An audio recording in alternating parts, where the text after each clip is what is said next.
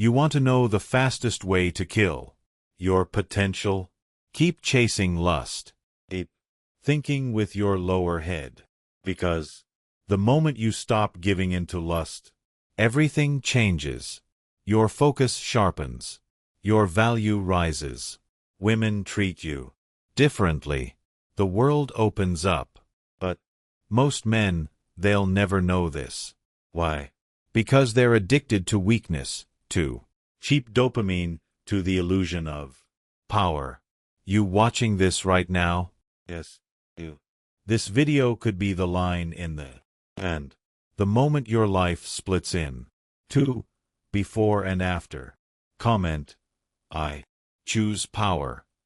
If you're ready to watch this video till the end, this isn't for the faint-hearted. This is for men who are tired of being ruled by urges, for men who are sick of being slaves to their impulses. This is for men ready to reclaim their throne, not in fantasy, but in real life.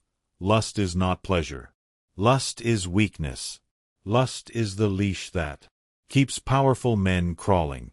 But when you cut that leash, when you rise above lust, you don't become less of a man. You become the kind of man the world can't ignore. Today, I'm going to show you what happens when you walk away from lust, what you gain, who you become, and why the world begins to bend in your favor. When you finally say, no more. Number 1, you become dangerous in the best way. You've been told your whole life that strength is about muscle, that being a man is about how loud you speak, how many numbers you can brag about, or how hard you can hit. But I'm here to tell you, none of that makes you dangerous if you're still a prisoner to lust. Because the man who hasn't mastered his own hunger will always be controlled by the world.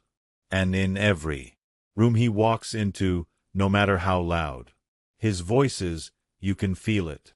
The low vibration of weakness, that subtle energy of lack that leaks out of his eyes when he scans the room looking for validation, when he smiles too quickly at a stranger just because she smiled first, when he laughs at things he doesn't find funny because he wants to be liked, when he follows beauty like a moth to the flame, hoping she'll see him, respect him, choose him, never realizing that what he's chasing was never meant to be pursued, but attracted by gravity, the kind of gravity that only comes from a man who has centered himself so deeply that he becomes his own orbit.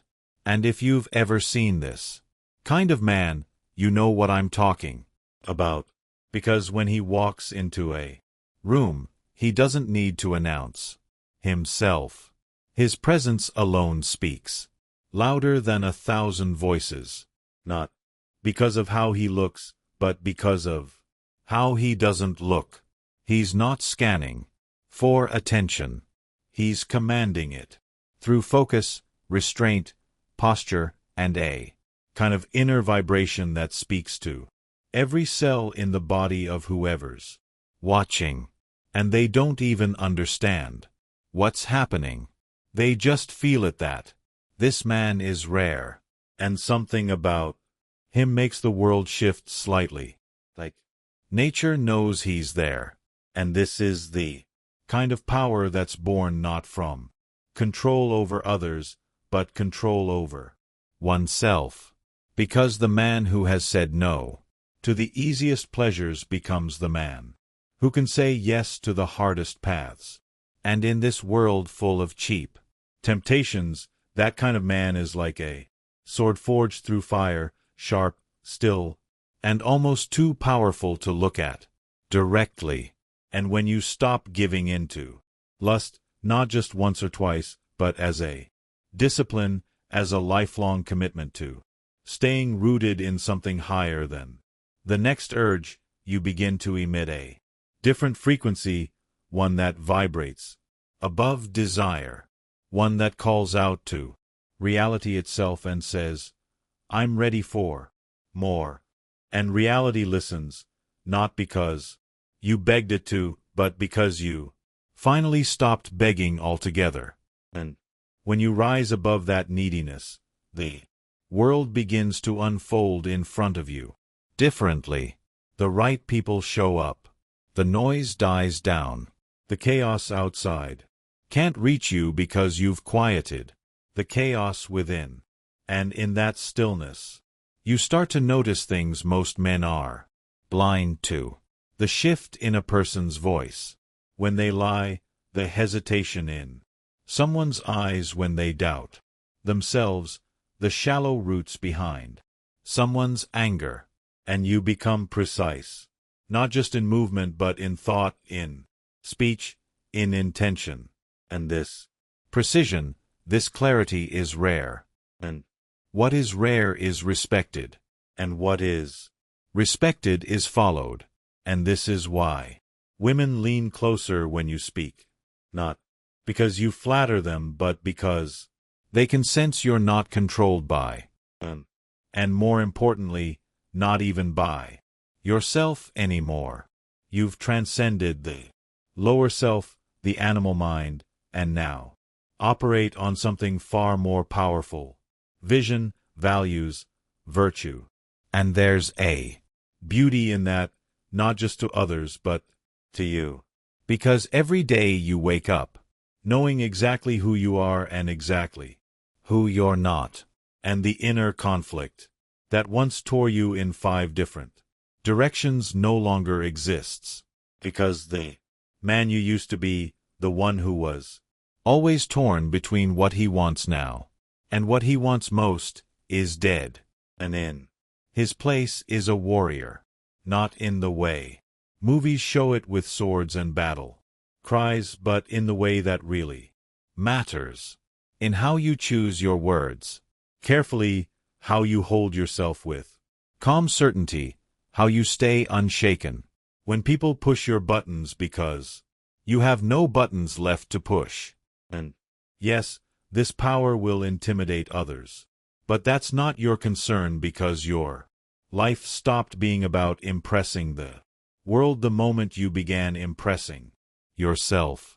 And when you can look in the mirror and respect the man staring back at you, when your own reflection doesn't flinch because he knows you're not hiding anything, that's when you begin to walk with a kind of freedom most will never know, and you begin to love in a way that's not desperate, but discerning.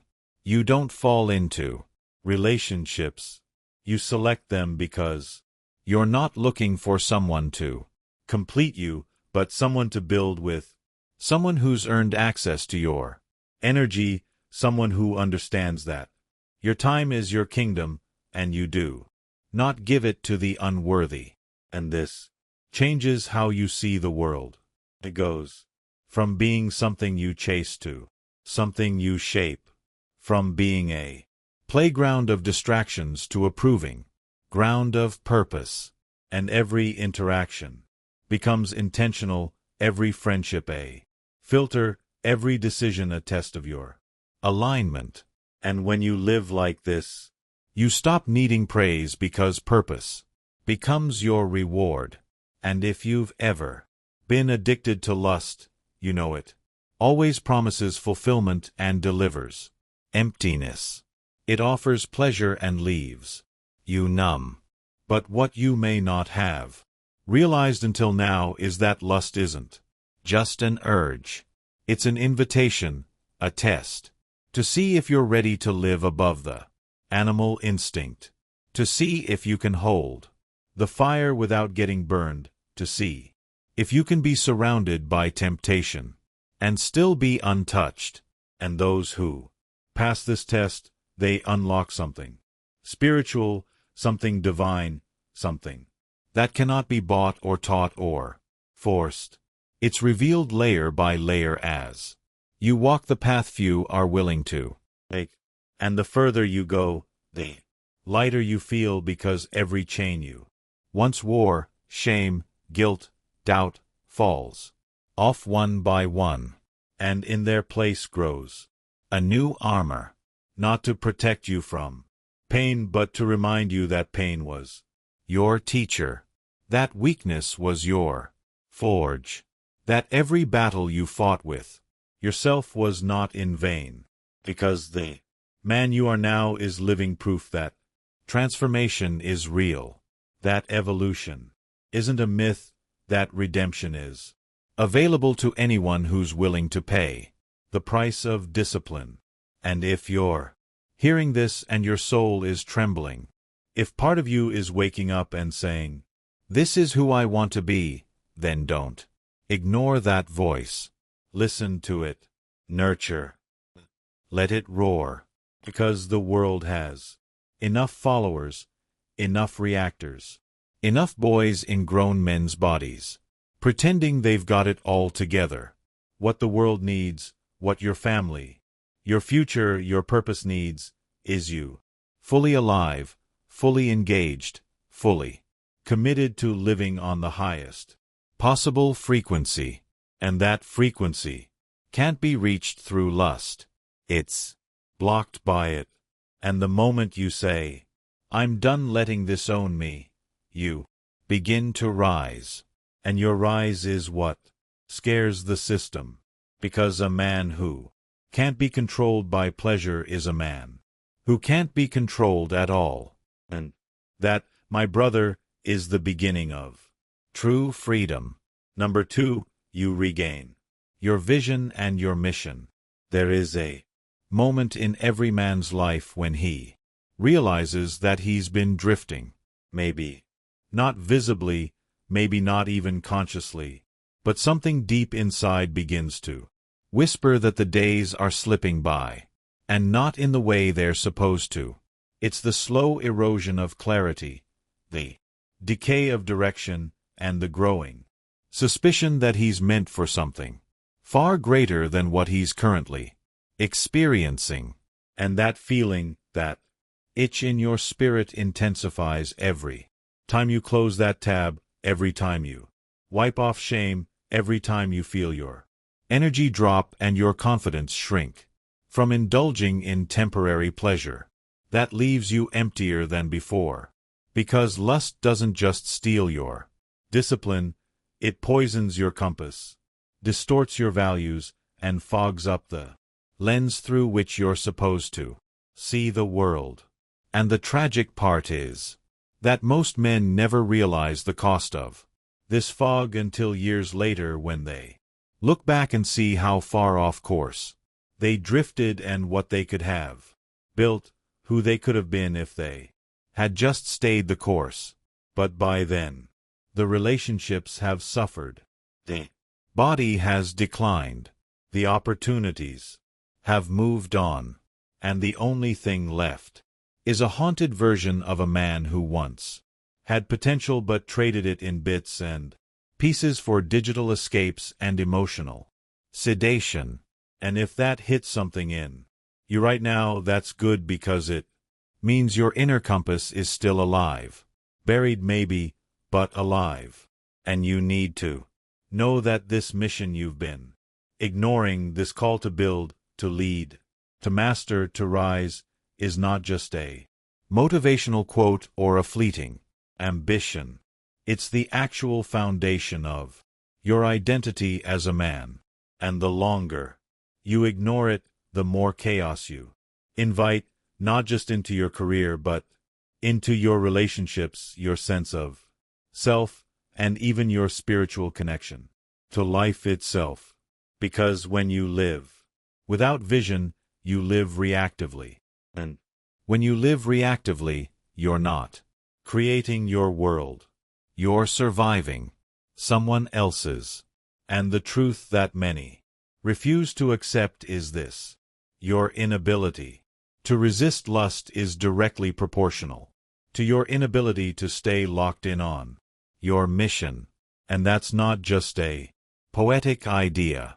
It's a neurological and spiritual fact. You can't channel energy into two contradictory directions at the same time and expect to win. So when you Stop allowing lust to hijack your thoughts, your biology, your imagination. Something incredible begins to happen. You reclaim bandwidth. You reclaim time. But most importantly, you reclaim your hunger. And I'm not talking about the hunger that leads to mindless grind culture. I'm talking about the hunger that keeps you up at night, thinking about the legacy you want to leave. The hunger that makes you sweat in the gym, not for aesthetics, but because your body is the temple of your mission. The hunger that makes you read, study, write, and strategize like your life depends on it, because in many ways it does. And this hunger has always been inside you, but lust numbs, makes you forget what it's like to wake up with a clear goal, to track your progress, to feel the fire of improvement. And one of the most tragic lies we're sold is that peace comes from comfort, when in reality, peace comes from clarity, from knowing what you're here to do and walking in that direction with zero compromise. And when you eliminate lust, not just once but as a principle of life, you remove one of the biggest distractions from that path. And you'll start to notice changes, not just in how you think, but in how time begins to bend for you.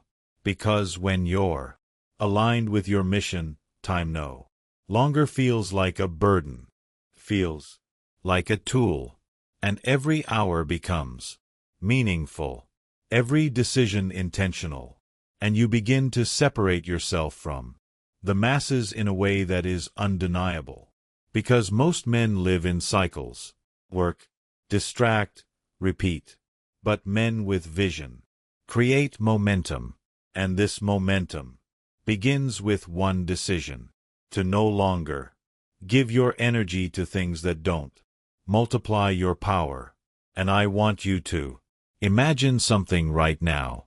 What would your life look like if for the next 90 days you channeled every ounce of the energy you've been wasting into building something real, something you can point to and say, I did that?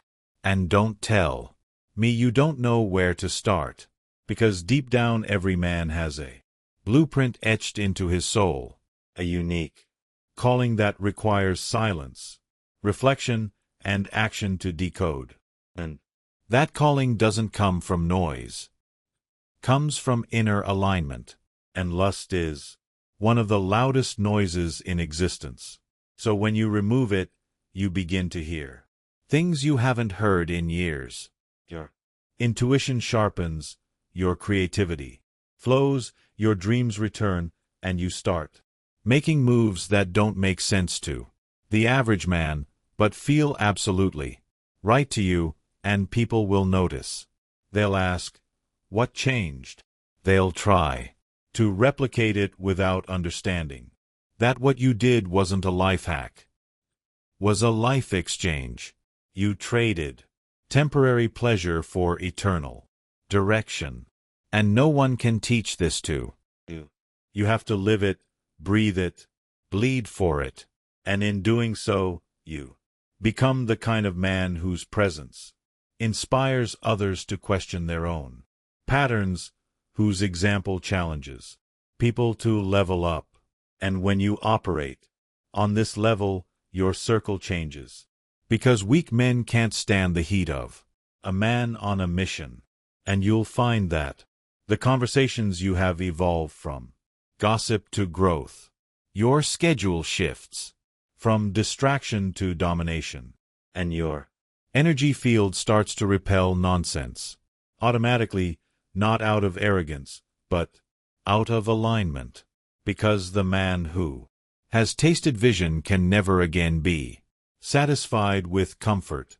And if you've ever wondered why life has felt dry, aimless, or numb, it's because your mission has been buried under layers of distraction, and the deepest part of you is starving for a sense of direction.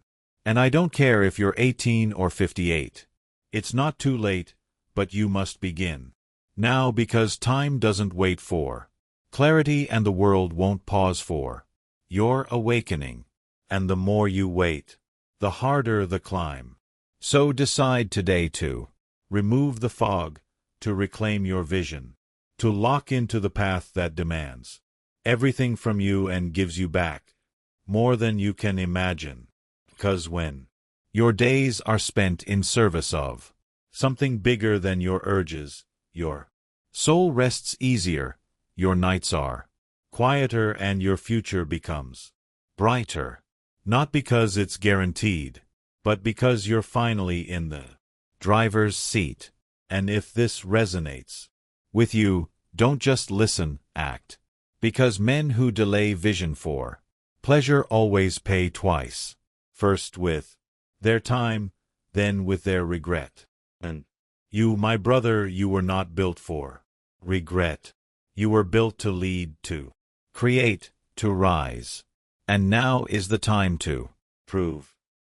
Number 3, women treat you differently. Every man has experienced it at least once. The way a woman looks at you when you are no longer seeking, no longer orbiting around her approval, no longer broadcasting need through every gesture and word, but instead radiating something rarer, something most men have forgotten how to access: self-respect, internal congruence, clarity of presence. And it's in that moment, whether on a subway platform, a casual conversation at a cafe, or simply walking past her with zero expectation, that you feel it, that unspoken shift in energy where she sees something in you that disrupts the usual script of male-female dynamics. Because while other men lean in, you lean back. While others chase, you choose. And this reversal of roles doesn't happen because you've manipulated her perception or learned some social trick. It happens because you have elevated your own vibration to a level where her attention is no longer a reward but a response. And that difference changes everything. Because when you stop treating women as validation and start treating them as equals who must earn your energy just like you earn theirs, your entire reality begins to reorganize itself. Not just socially, but psychologically, spiritually, and physically. And if you've never lived from that place, you might not believe it's possible. But ask yourself, when was the last time a woman looked at you like she couldn't figure you out? Not because you were pretending to be mysterious, but because you genuinely weren't trying to impress her. Because you were already impressed by the direction of your own life. And if the answer is never or not recently, it's not because you're lacking in worth. It's because you're leaking your energy through need, through flattery, through constant attempts to prove you're good enough. And the bitter truth is that women have an intuition for this. They feel it instantly, and they lose respect for the man who walks in, seeking her approval rather than carrying his own certainty, because nothing repels the feminine more than a man who treats her like a god and himself like a servant. And I don't mean that in a crude way. I mean that when you pedestalize, you devalue yourself, and what flows from that is not admiration but disappointment, not romance but resistance. Because women want to feel your groundedness more than they want to hear your compliments. And when you've built your life on discipline, on vision, on sovereignty, you start to speak differently, not with rehearsed lines or clever phrases, but with a tone that says, I know where I'm going. And when you say less, your presence speaks more. And this is the paradox that confuses men, that the less you try, the more magnetic you become. Not because you're passive, but because you've mastered the art of directed detachment, where your intention is clear, your boundaries are solid, and your attention is earned, not given away. And the woman who stands before you begins to sense that she's not interacting with another boy, hoping to get lucky, but with a man who has standards, depth, and most dangerously, options. And nothing triggers intrigue faster than the sense that a man is not easily swayed, not easily flattered, not easily taken off his path, and yet open to connection, but unwilling to compromise his peace. And this balance of strength and openness, of decisiveness and presence, of ambition and stillness, is what separates the rare man from the average one. And it's not something you can fake, because your entire being broadcasts who you are long before your words arrive. And every choice you make in private builds the vibration you carry in public. So, if you're wondering why she doesn't look at you with the same fire she used to, or why she stopped respecting you the way she did in the beginning, you don't need to change how you talk to her. You need to change how you talk to yourself. And this shift doesn't start with her. Starts the moment you begin choosing discipline over distraction. The moment you stop treating attraction as a goal and start treating it as a byproduct of alignment. And suddenly your entire reality changes. Not because you're doing more, but because you've become more. And the beautiful irony is that once you stop needing women to see you, they finally do. And not just any women. The kind of women who respect strength, who value depth, who aren't just looking for entertainment, but for embodiment. And this shift brings a new problem. You start attracting women who want what you have without having earned the right to walk beside you. And you will need to guard your time, because not every smile is a signal. Not every compliment is sincere. And the stronger you become, the more the world will test you, not to punish you, but to refine you. And you'll have to learn to say no with kindness, to walk away without explanation, to hold your frame not just when rejected, but when pursued. Because discipline isn't just about denying pleasure. It's about choosing what aligns with your highest self. And that includes relationships. Because if you've been starving for female attention, it's easy to forget that intimacy isn't a reward for suffering. It's a mirror. And the kind of woman you attract reflects the kind of man you are becoming. And when you stop chasing women who drain you, you begin meeting women who challenge you, inspire you, expand you. Not because you got lucky, but because you became selective. And this selectiveness isn't arrogance. It's alignment. And once you live from that place, you will never again trade your energy for validation. And the best part is women respect this more than you. Well, because every woman who's done her own inner work is looking for a man who isn't controlled by lust, by ego, by impulse, but by purpose. And when you walk with purpose, you don't need to initiate every connection, because your energy initiates it for you. And this is the secret that most dating coaches, pickup lines, and tactics will never teach you. That the most irresistible man is not the one who knows the most tricks, but the one who has nothing to prove, because he already proved it to himself. And that self-proven man becomes a lighthouse. He doesn't chase ships. He stands tall, unshaken, and allows the right ones to find him. And if you want that kind of life, if you want that kind of relationship, then it begins not with strategy but with standards, not with seduction but with self-respect, not with chasing but with choosing. And the first person you must choose is yourself. Number 4, you build the foundation of unbreakable self-respect. There's a kind of pain that doesn't scream or cut, but it lingers in the background of a man's life, like static, quiet, constant, and suffocating.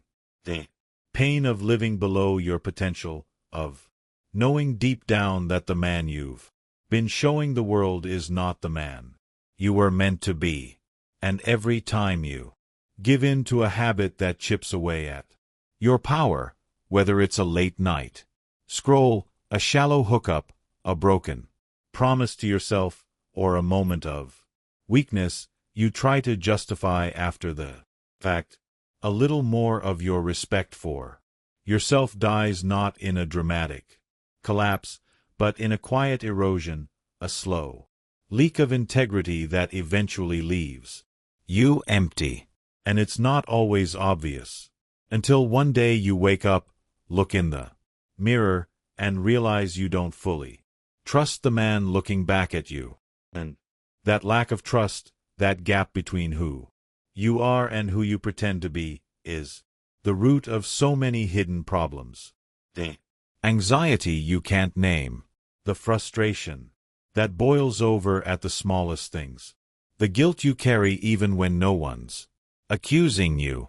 And the worst part is that it doesn't go away just because you hide it well, because true self-respect cannot be faked or forced. It must be earned. And the only way to earn it is through congruence. When what you say, what you believe, and what you do are all aligned with the man you claim to be. And the foundation of that alignment is built in your private moments, not in front of an audience, but when no one's watching, when it's just you, your thoughts, your temptations, and your choices. And in that sacred space, every decision matters more than you think, because every time you make the harder choice, the one that honors your values instead of your cravings, you lay another brick in the foundation of your character. And over time, those bricks add up and they create a weight within you, not a burden but a gravity, a density that can be felt by everyone around you. Because when you respect yourself, your energy changes, your posture changes. The way you enter a room shifts from trying to prove to quietly commanding. And the irony is that when you reach that level, people will start asking how you did it, expecting you to reveal some tactic or routine. But the truth is far more personal and far more powerful. Was the decision to stop betraying yourself, to stop making exceptions for mediocrity, to stop selling out your future for fleeting comfort, and you start to realize that the man you admire most isn't a celebrity or influencer. It's the version of yourself that exists on the other side of consistent discipline. The man who says no, not because it's trendy or performative, but because he's rooted in purpose. And when you meet that version of yourself, even in glimpses, something irreversible happens. You begin to demand more, not in an arrogant way, but in a way that refuses to settle, because now you've tasted what it feels like to live with dignity. And nothing tastes better than that.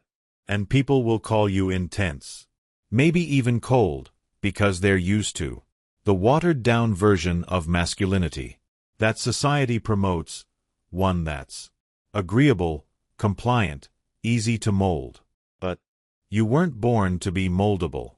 You were born to be unshakable. And that starts with the standards you hold yourself to when no one else is checking. Because your standards aren't for show. They are the scaffolding of your soul.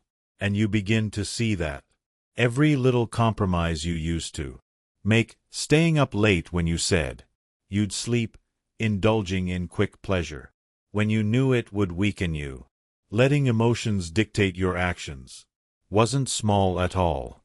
It was a message you were sending to yourself that your word means nothing. And if your word means nothing to you, it will mean nothing to others. Because you can't expect the world to respect a man who disrespects himself. And this is where the real transformation begins. Not with changing the world, but with changing the way you show up in it. And it doesn't require a total overhaul overnight. It begins with one decision, repeated relentlessly, to become the kind of man whose presence is earned, not assumed, whose voice carries weight not because of volume but because of virtue. And in that journey you will find that self-respect isn't something you arrive at. It's something you cultivate, nurture, protect, and renew daily through your habits, your honesty, your courage, and your refusal to live below the standard you know you're capable of. And as you build this foundation brick by brick, you start to see the ripple effect it has on everything.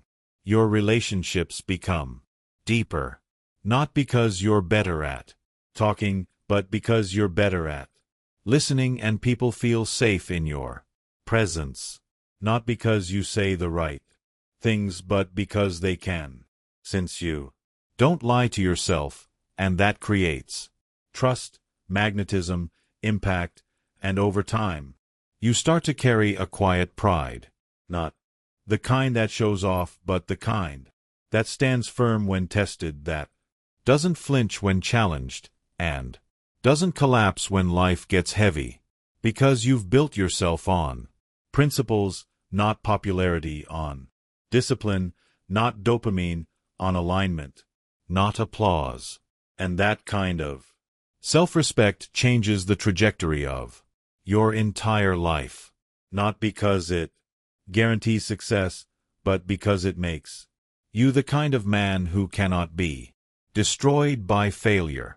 And that, more than anything, is what will separate you from the average, not the absence of struggle, but the presence of a foundation so unshakable that no matter what life throws at you, you bend, but you don't break. You feel, but you don't fold. You adapt, but you don't abandon yourself.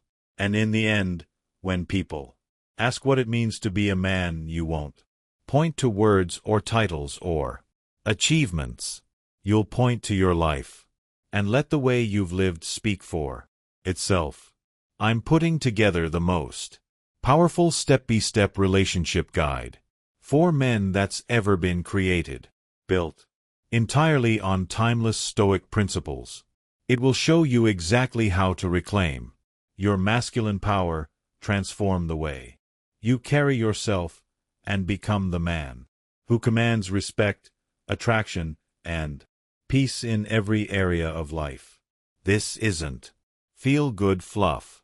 This is a battle-tested blueprint for the man who's ready to rise, designed to sharpen your focus, elevate your standards, and teach you how to build relationships from a place of strength, clarity, and unshakable confidence. If you want me to send you the ebook the moment it drops, comment Blueprint below. Subscribe to the channel. Share this message with the men who need it, and stay locked in, because this movement isn't just about videos. It's about changing lives.